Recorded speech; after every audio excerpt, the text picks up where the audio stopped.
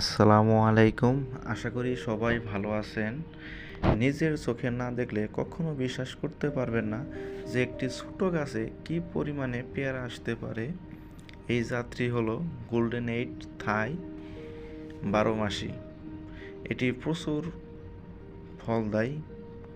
আপনার বাড়িতে যদি কোনো পতিত জমি থাকে অবশ্যই একটি গোল্ডেন এইট থাই পেয়ারা লাগাবেন, অথবা বাণিজ্যিকভাবেও চাষ করতে পারেন। এটি পেয়ারাটি অনেক সুস্বাদু খেতে।